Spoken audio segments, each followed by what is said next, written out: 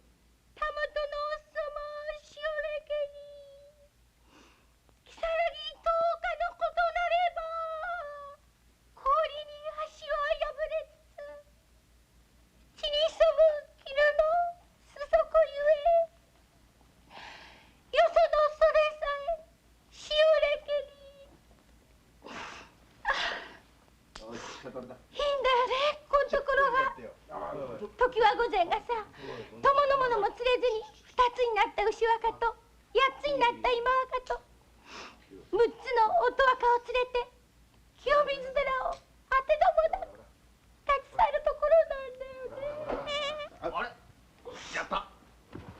キュー、なんだよ、人の本見ておならなんかして出てなさい。お前ね、腹はきます。芋のくじなんだよ、芋のバカ野郎。貸せよ、お前は。本当に。ほらほらほら、おど。やったやった。また。もうより飛車を可愛がりかよ。ほらほら、お手だな。みんないい加減なんだから。頭がいないとさ、これなんだから。なんだよ、ブヤブヤしてないで。今日の一晩にしてきたらどうなんだよ。いいんだってこれ。ちょっと、もう何よ。風はねえよだが。一回りしてくるかな。え？行こうって。行きます。行きます。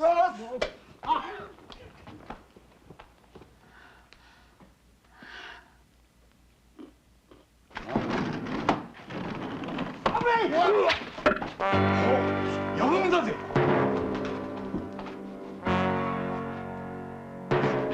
早く外見といで。源さん、なんて書いてあるんだい。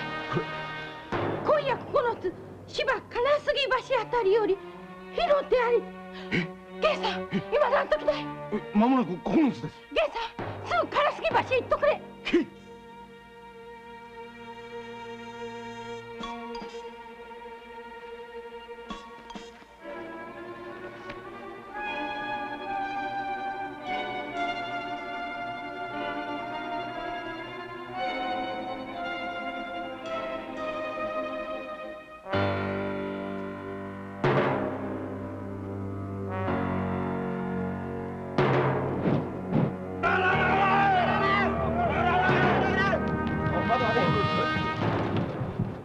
どこも火の手を見当たらねえじゃねえか。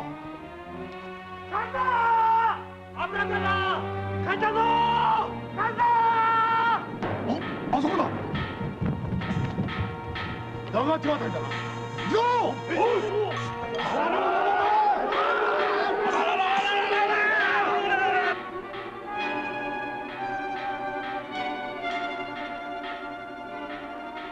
芝の方だな。相当の火星ですな。しかし風がございませんから大火事には。めぐみの持ち場だから消してくれると思うが。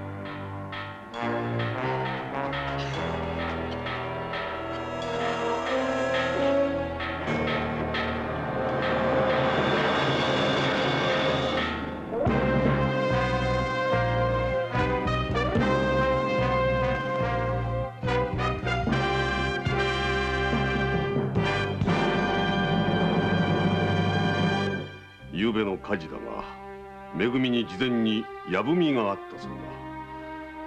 何者かの付け火かと思われるが、どうも不審な点が多い。一之進、お前は火消し人足改めの同心見習いだが、この一件を調べてみろ。は？火付けの犯人を見事捕らえてみろ。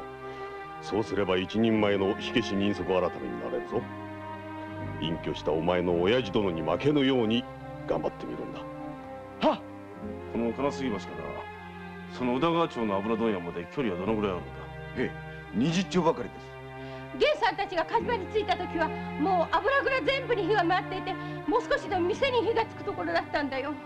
お姉ちゃん、一之進様が見えたわよ。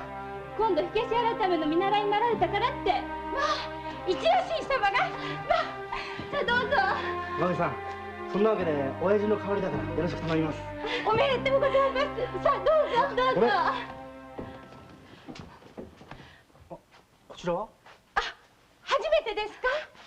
徳田新之助さん、頭の友達なのよ。あ、そうですか。私、池田一之進と申します。どうぞよろしく。いえ、こちらこそ。すると、下手人は油問屋の房州屋だけを恨んでいるものだと？風のない夜を選び、しかも火付けの時刻をめぐみに知らせておる。きっとお火事にならないように気を配ったんだろう。なるほど。しかし、火付けの犯人は全て火破りになります。そんなことを考えて火をつけるなんておかしなやつですね。手始めに油問屋の内情を調べるといいでしょう。人に恨みを抱かれるようなことがあったかどうか、それが分かれば犯人の見当もつきやすくなるでしょう。そうですね。やってみます。何しろ初めての仕事ですから。お奉行もあんたのことを買っているから一生懸命やってみるんだな。はい。では。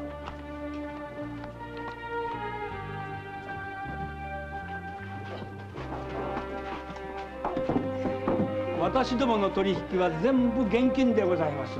したがって一文の貸し借りもございませんし、人の恨みを買うなんてことはいくら考えましても見当もつきませんので。しかし狙われたのはお前の店だ。恨みもなく火付けをするとは思われん。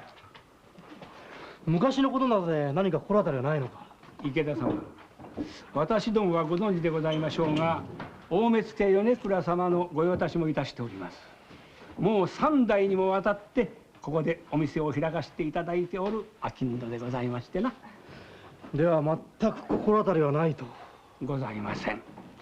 おそらく正気をなくした者の仕業ではないかと。いや、そうではあるまい。めぐみのやぶみを見ればわかる。とにかくこの一件は私がとことん調べるからな。何か気づいたら知らせてくれ。頼むぞ。はい。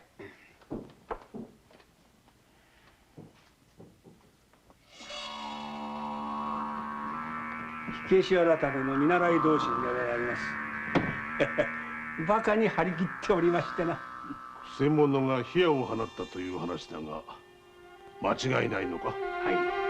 手代が庭先で火矢の飛んでくるのを目撃いたしております。とすると、いささか気がかりだな。はい。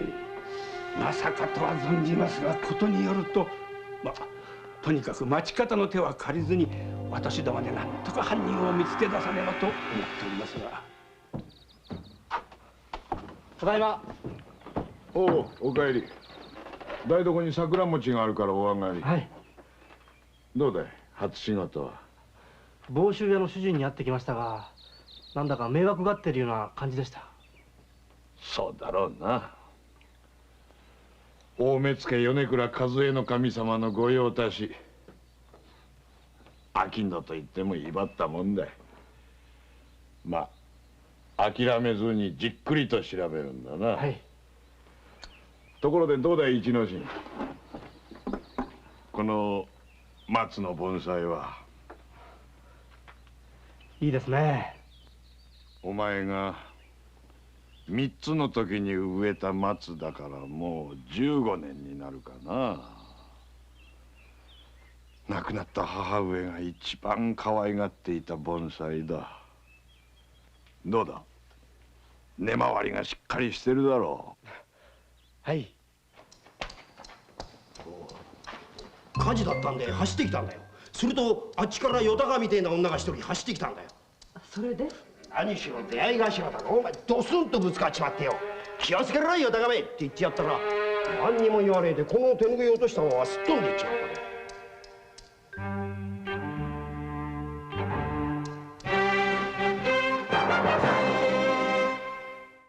両国島屋、そのヨタが梶間の方向から走ってきたんだな。はい、よし、これを手がかりに探してくれ。わかりました。半蔵、その帽子屋にいた武士をつけてみたか。はい、市ヶ谷の武家屋敷に。誰の屋敷だ？いや、それが大目付米倉和恵の神様の屋敷です。では和恵の神の家臣か？報酬屋は米倉様の領地で取れる菜種油を一手に扱っておる御用達だそうです。そうか。町奉行所の者の探索を拒絶するとは。よし、帽子屋と和恵の神の様子を続けて調べてくれ。その頃江戸城中ではその大目付の米倉和恵の神と犬猿の中である加納五郎左衛門が激しく対立していたのである。おう、噂じゃよ。火のないところに煙は立たんというからの。仮にも大目付ともあろう者がご老中方に付け届けをしてだ若年寄りの地位を狙っとるなどと噂を立てられること自体がいかんというのじゃ。ご自制なされ、ご自制を。何をおっしゃる。井戸川千君のご侵入を受けて今のお役になったことがご老体はよほど気に食わんと見えまするな。証拠もなく他人を愚弄なさるとはもってのほかでござる。もはや猛録なされたかな。それとも他に遺恨でも。わしが猛録をした。無礼な。ご無礼は加納殿でござろう。何？大目付とは旗本とはいえ大名方を観察する役目。甲中方の耳目となるのは当然でござる。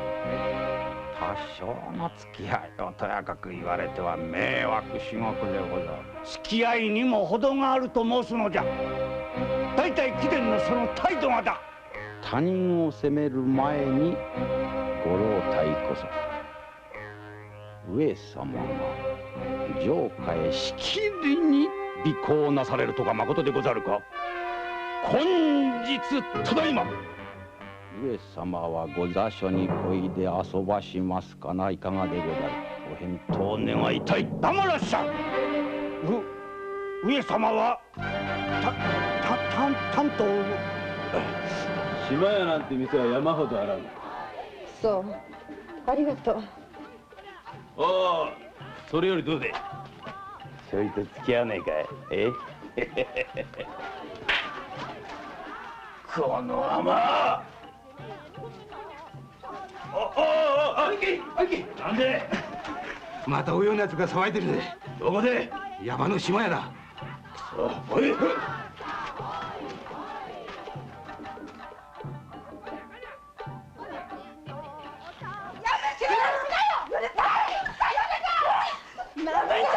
この野郎、てめえちびって生っちゃらに何がわかるってんだよ。やめられねえか。この死の山だ。もうやめて。病人になんてことすんだ。おめよそも引っ込んでろ。しっかりして大丈夫。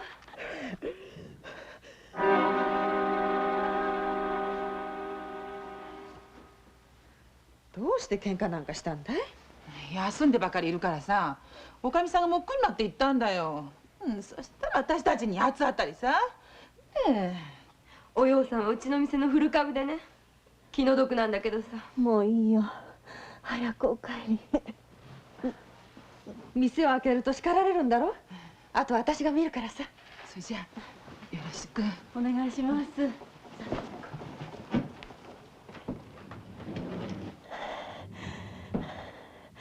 すまないね。赤の他人の世話役なんて。あんたも変わってるね。鳥追いなんてどうせ夜まで暇だもの。格好はつけてるけどヨタカとあんまり帰りゃしないのさ。へえ、そんなもんかね。あの辺りにもヨタカは多いんだろ。そりゃ多いさ。でも私は野蛮女ヨタカの真似はしないよ。弓はうまいのかい？まあね。でもどうしてそんなこと聞くんだい？この間芝の宇田川町で火事があったんだよ。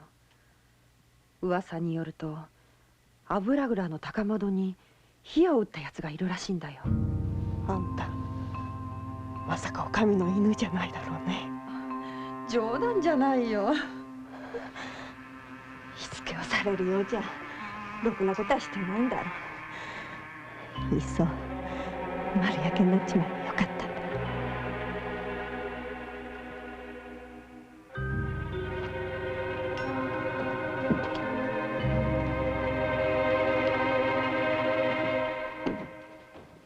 房州屋のことを調べているのか。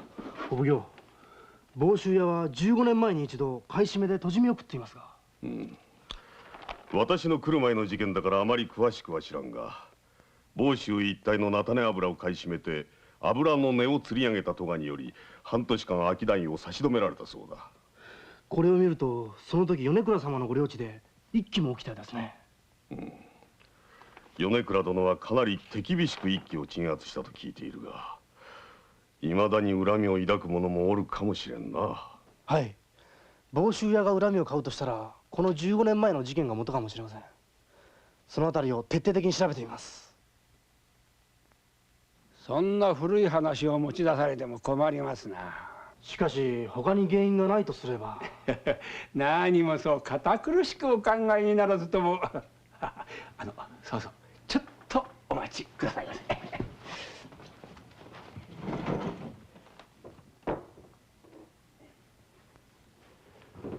これを一つお父様に。お父様は確か盆栽がお好きのはず。私もその大好きでございましてな、これを一つご進呈申し上げようと。これはそのなんでございます、なかなかのものでございましてな。父は理由もなく物をもらうのは嫌いです。お断りする。とにかく一度房州へ行って当時の様子を調べてきましょう。では。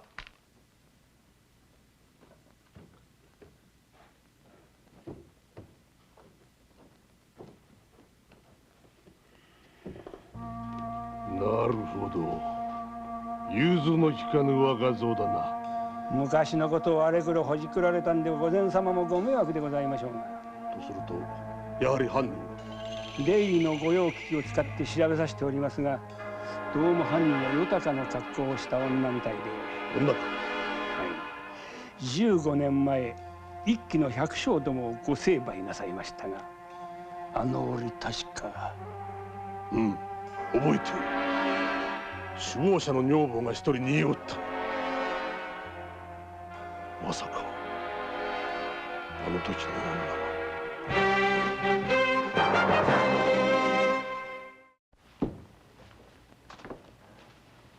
火付けの犯人の手がかりはあったのか。近所の職人が豊かの逃げるのを見たそうです。女かもしれません。そうか。で房州へはどうしても行くのかい。町奉行所の者が大目付のご領内へ立ち入るとなればいろいろ面倒なことが起きるかもしれないぜ。大丈夫です。十分気をつけますから。どうしても行くか。そうか。それじゃこれを西崎村の名主の喜助さんのところへ届けなさい。お前の面倒を見てくれるはずだ。父上、お前もお役に就いたのだ。もう何を聞かされても冷静な判断ができるだろう。いや、西崎村の名主はわしの遠縁のものでな、さぞ喜んでくれるだろう。道中気をつけろよ。はい。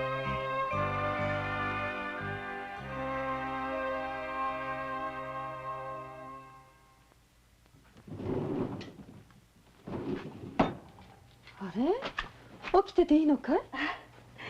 この間ありがとうよ。近くまで来たからさ。そのお守り袋は？里のね、小さなお宮さんのお守り袋。これでもさ、一度は人並みの暮らしをしたこともあるんだよ。里はどこ？房州。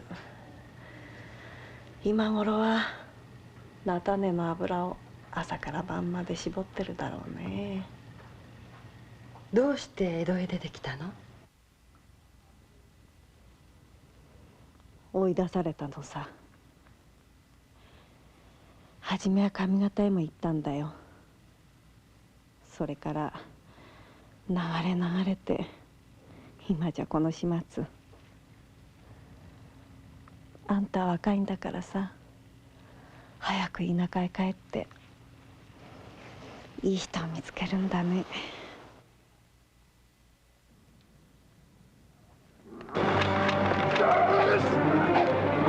何をする！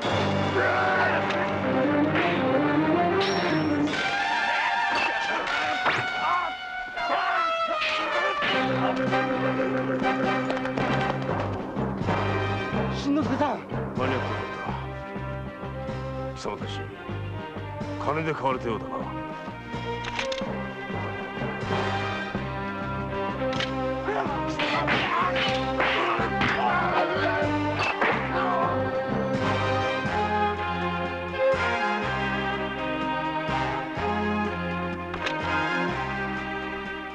若者、恥をし！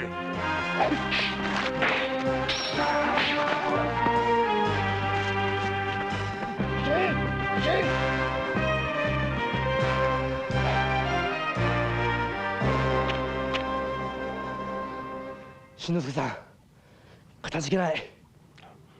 房州まで送って行こ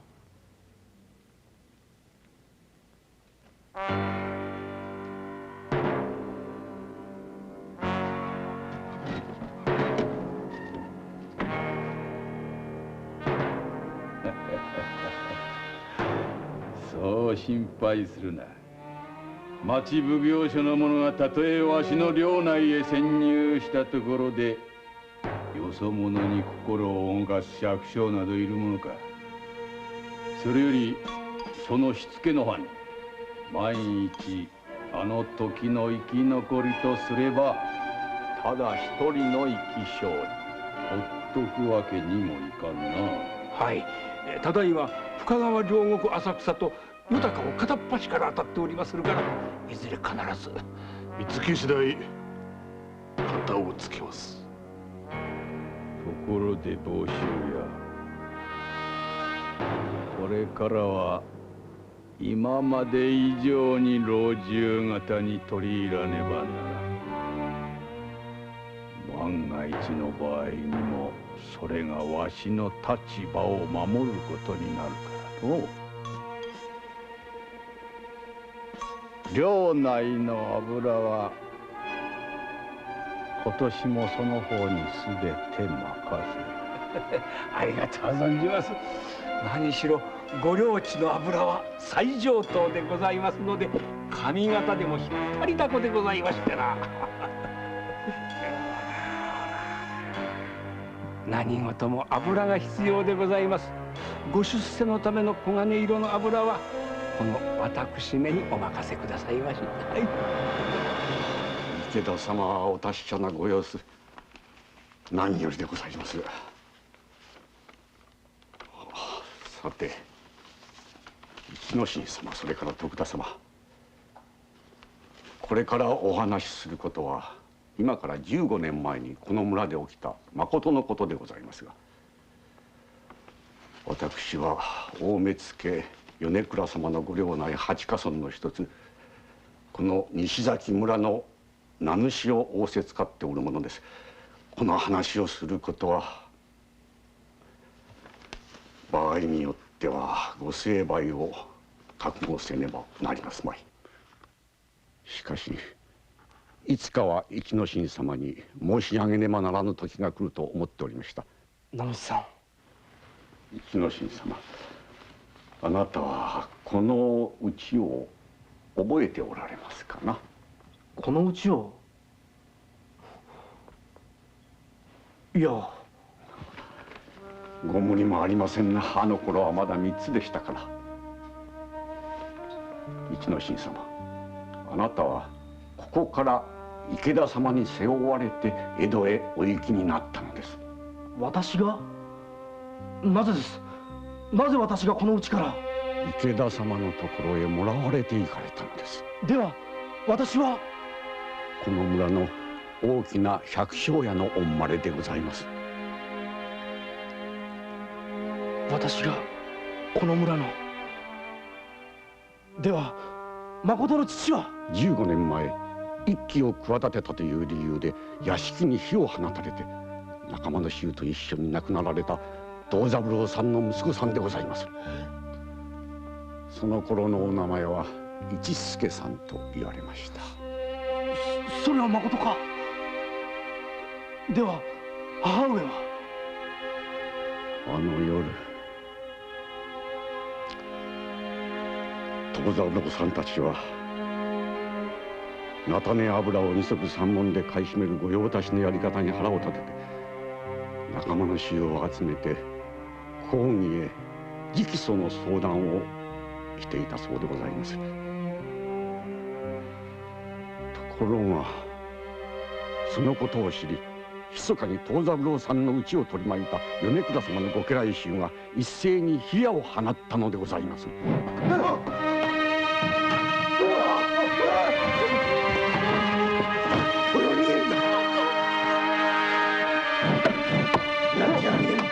旦那様のところへ行け。ダメだ、裏道も塞がれてるだ。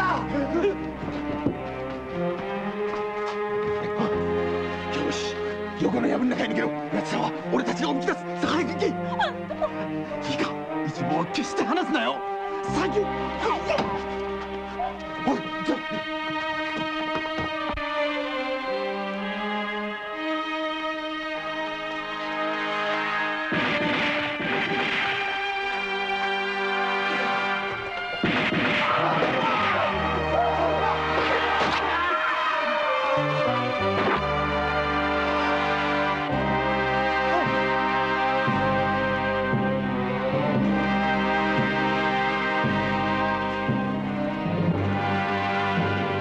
さんが一之進様を抱いてここへ来た時には藤三郎さんの家は焼き落ち皆の衆と共に。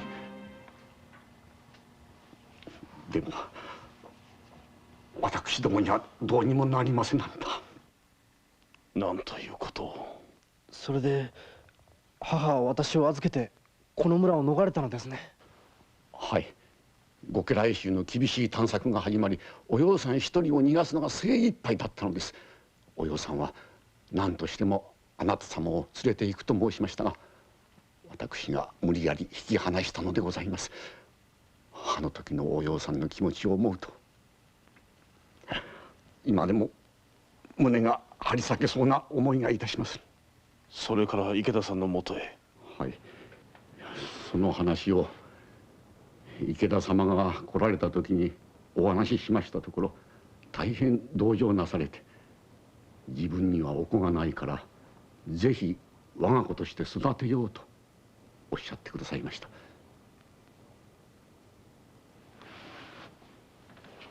一之進様、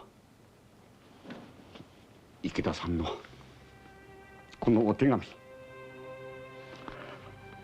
あなた様に全てを話してほしいと。新之助さん、私は今の父に感謝の気持ちがいっぱいです。いくら名主さんの遠縁でもそんな子供を預かって実の子として育てていくにはよほどの決心がいったと思います。実の両親のことは無念に思います。しかし今の私には池田の父上と亡くなった母上が本当の両親なんです。実の母がどこかで幸せに生きていてくれることを祈るばかりです。一之進殿、名主の喜助さんの話から何か手がかりはつかめたか？火付けの犯人のことですか？一揆の人たちは死んでいます。まさか実の母が江戸にいて一人で火矢を放つなどとは。犯人はあの村の者ではないと思います。そうだと思う。まあ改めて房州屋の仕事関係を洗ってみるんだな。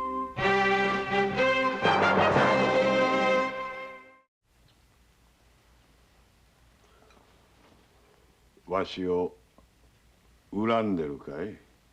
お葉さんのことを知って。いいえ。いずれは知らねばならん。火付けの犯人は豊かだと言ったな。万一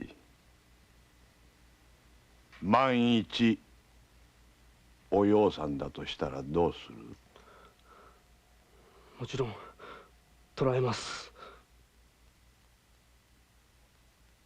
逃がすんだ。父上。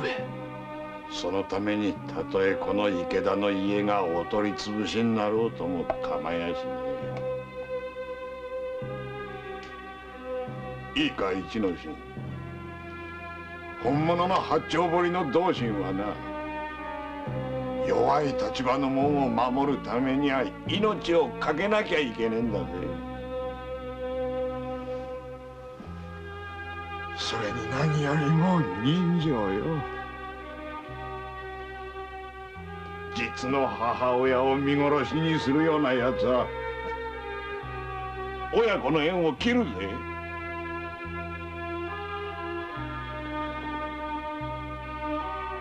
わかるだろ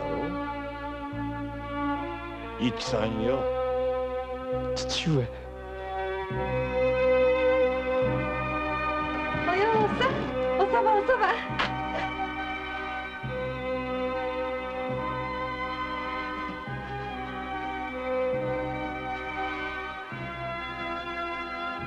お園ちゃん、いろいろありがとう。どうせ長くはない命だから最後に一花咲かせてくれね。さよなら、およ。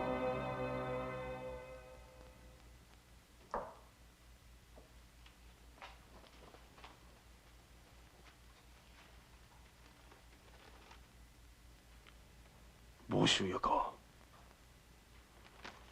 よし。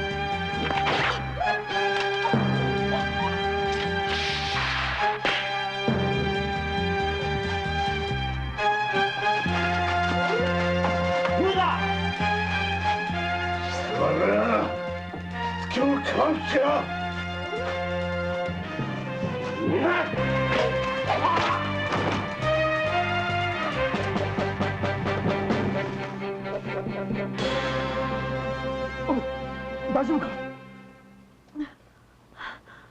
あんた誰なんだい？急いで手当てをしよう。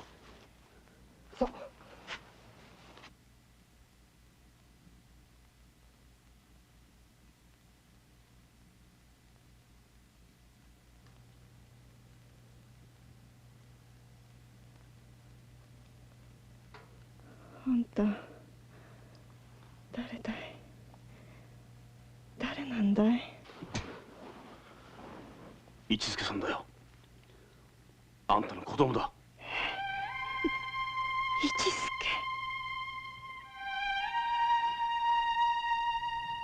本当かい？本当に？だけどお侍じゃないか。名主の喜助さんが八丁堀の池田さんに預けたんだ。今じゃ一人前の同心だ。お役人様、大したもんだね。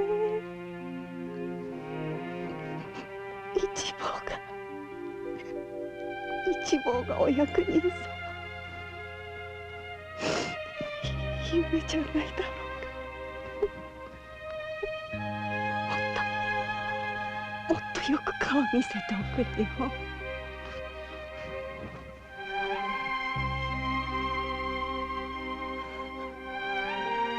そうだ、確かに一坊だ。昔から黙って泣く子でね。会いたかったよ。どんなに会いたかったか。村の近くまで行ったことだってあるんだよ。こんな女になっちまったけどさ。でもおっかさんに借りないよね。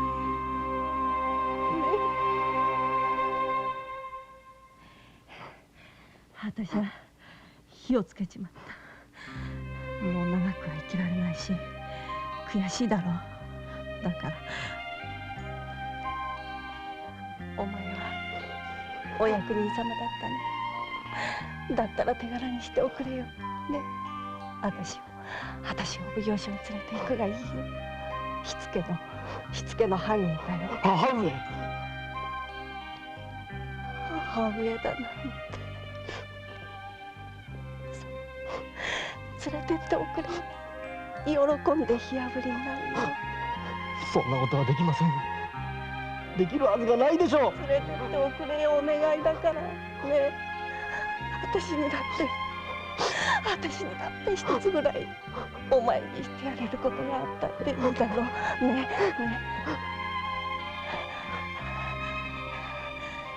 一番一番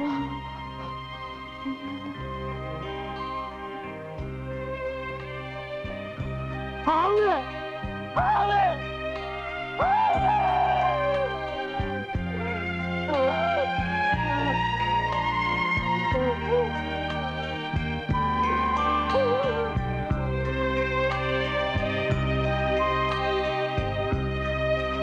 上様、帽子屋が米倉の屋敷に入りました。よし、行くぞ。なんとか火は消しましたが、一時はどうなることかと。しかし町役人が火付けの犯人をかばうとは。南町奉行所の同心が火付けの犯人をかばい逃がしたともなれば、大目付のわしとしても黙っとるわけにはいかん。越前とて言い訳が立つまい。御前様、では良い機会じゃ。まず大岡を失脚させ、加納の老いぼれを徹底的に追い詰める。大体今の上様のご政道は気に入らん。まず上様の両翼をもぎ取ることがご政道を正す道筋よ。そうはいかん。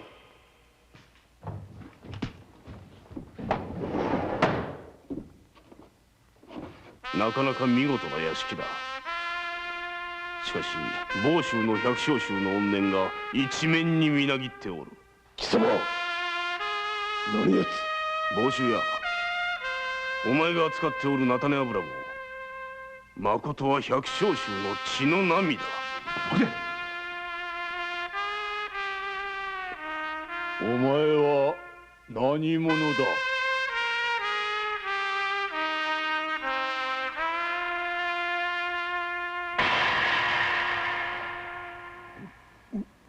上様。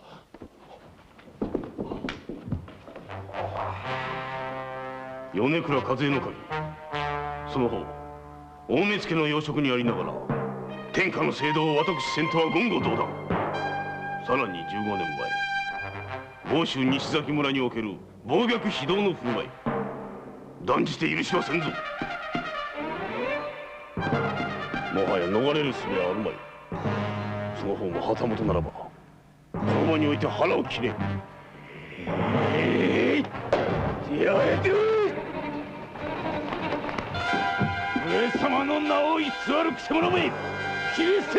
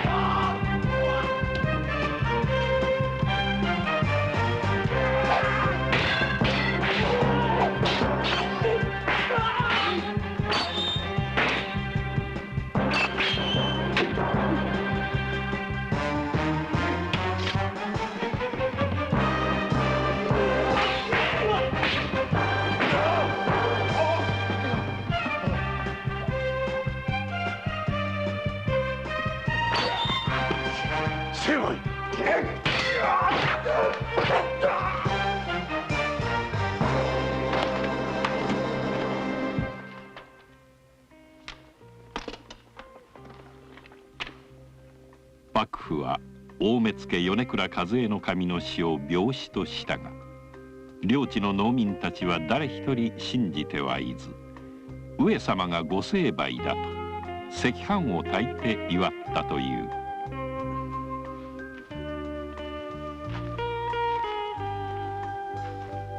母もやっと父のところへ帰れますね。15年ぶりか。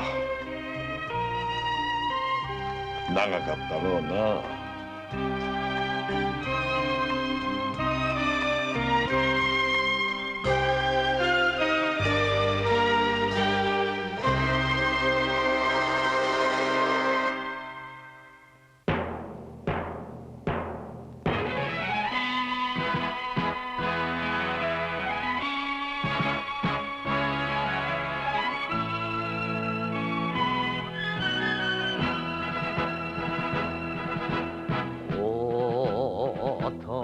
この俺が選んだ道だ。たとえ茨の道だとて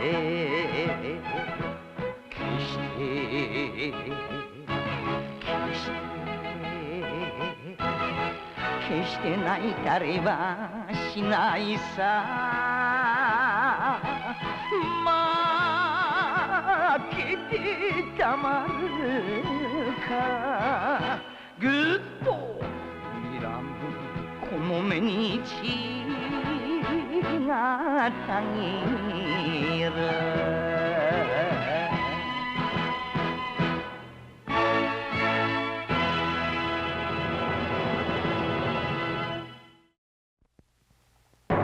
吉宗評判記暴れん坊将軍。待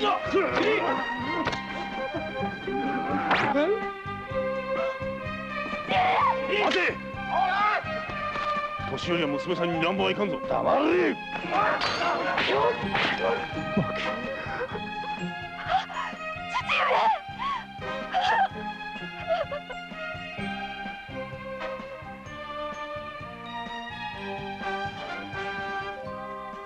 なぜ人参がそんなに高値になったのだ。我が国では人参は作れないのでしょうか。マキ、できたぞ。人参ができた。なぜ人参作りの邪魔をしようとするのだ。大勢の病人に死ねというのか。それが医者のすることか。まといが咲かせた人参の花、どうぞご期待ください。